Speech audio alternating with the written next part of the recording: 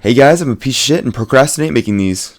Hey guys, it's 16-Bit Rage Review with another 16-Baked Rake Ragoos. This time I'll be reviewing the Scott Pilgrim vs. the World movie based on the series of graphic novels Scott Pilgrim, written by Brian Lee O'Malley. And if that isn't the most goddamn Irish Canadian name you've ever heard, I don't know.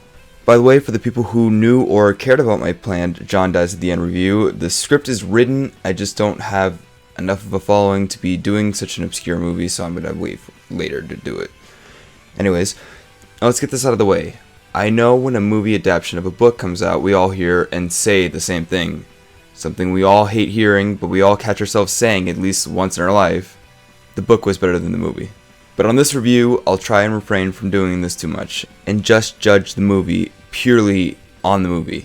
And then at the end, I'll do a lightning round drawing comparisons. But first, let me get this out of the system. The book was better than the movie. The book was better than the movie. The book was better than the movie. The book was better than the movie. The book was better than the movie. Starting now. Alright, let's address the elephant in the room. Michael Cera was a terrible choice for the role of Scott. I love him dearly, and he's a great actor, but this was not the role for him. I mean, this is a role designed for someone to be able to switch between funny and morbid at a drop of a hat. But Michael Cera has only one setting, and it's just awkward. It's like trying to cast Mike Myers in a serious role, or casting Melissa McCarthy in anything but a generic fat girl, or casting Adam Sandler in a comedy, or casting Amy Schumer in a comedy, or casting Rob Schneider in a... Like I said, I have nothing against Michael Cera. I loved him in Arrested Development and Superbad, which in both of those examples, he played an awkward adolescence. And guess what he played in Scott Pilgrim vs. the World? Awkward adolescent that plays bass. Also, am I supposed to believe that Michael Cera is quote-unquote the best fighter in the Providence? Because I don't. Nice try.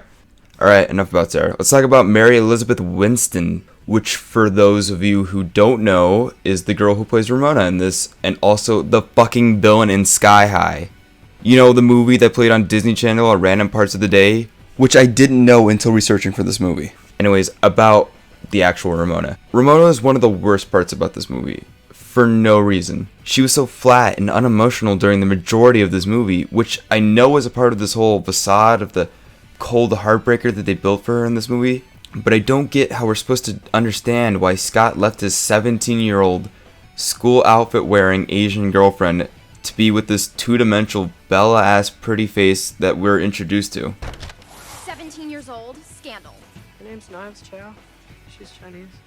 A 17-year-old Chinese schoolgirl It's a Catholic school too. with the uniform and everything. Yeah. Look, I said I wasn't going to make comparisons to the book until the end, but this needs to be said while we're on the topic. This is a side-by-side comparison to their first date from the movie and the graphic novels. Notice any differences? Yes. The one on the right actually has 2 or more facial expressions. People give Kristen Stewart such a hard time, but Ramona Flowers is just as bad. I know at this point you're probably thinking that I hate this movie, but I actually don't. I just don't think that they had a lot to work with. While I do feel like a lot of the complaints I can make about this movie can be drawn back to the inability to make certain things transition well from comic to movie. Certain jokes and visual things that can only work while on a still image.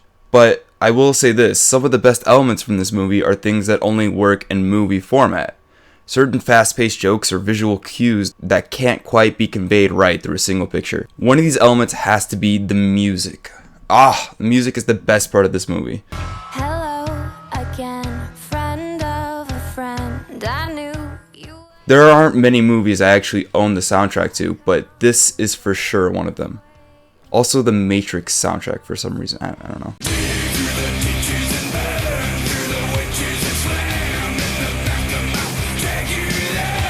But it's such an odd feeling unironically listening to a soundtrack that was specifically written for a movie or TV show, which is what I do with the song Black Sheep a lot more than I like to admit. And it's not necessarily that movie soundtracks are bad, because they really aren't. It's just a collection of music. But it's more about the fact that most made-for-movie soundtracks aren't that good. Also, is I feel a little racist knowing that the only Indian dude in the movie has like a Bollywood track. I don't feel comfortable. It's also that this movie is so fast-paced and campy that I can't help but to love it. Even if it has some pretty dumb parts, it's still one of my favorites. The humor in this movie is right up my alley, and even now it doesn't cease to amaze me. But forget about that. It's time for me to be a fucking dork and do the book was better lightning round. Yeah. Scott's too awkward. I know he's supposed to be dorky, but come on. Brian Lee has even been quoted to say that his initial design for Scott was, quote, more of a cool kid, i.e. handsome. What happened? What was with all those cut characters? We missed out on so much Kim, holy shit. She was one of the best characters in the source material. She was so funny, witty, sarcastic, and lovable. Also, don't get me started on my affinity for redheads. The Kim we're given in the movie is just full of cheesy one-liners. Well, at least we did get this out of the movie. Kimberly! We are a sex bomb. We are here to make money and sell out and stuff. 1, 2, 3, 4. Don't get me started on the absolute shit show we got for character development on her. Speaking of no character development, Knives Chow. Man, did we get robbed with her. Again, according to Brian Lee, she is supposed to represent coming of age. He says, quote, she changes more than any other character through the series, going from an innocent kid to a spurned psycho to a somewhat mature young adult. And all we got in this movie was innocent kid and spurned psycho. Then in the last 5 minutes, after she literally tries to kill Ramona, she's like, just kidding, just go be with her, I'm not crazy. What happened to Steven Stills being gay? What the hell was the Nega Scott shit? The book fight was so damn cool. The main reason I fell in love with Scott Pilgrim was the art style. It reminded me of a more simplistic Jamie Hewlett style, which is why I love it. But the only glimpse of the actual artwork that we got was basically only the Ramona flashbacks. Alright, I'm done. And I know that they couldn't possibly squeeze all the books into one movie, I get it. I just think that it would have worked better in the format of like a mini-series or an animation. But who knows, we still got a pretty rad beat-em-up out of it. Yeah.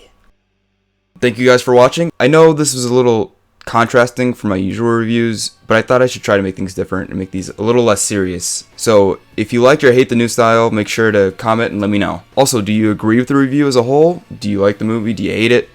Tell me down below in the comments. And don't forget to like and subscribe if you want to see more videos just like this. This has been 16-Bit Rage Review, signing off.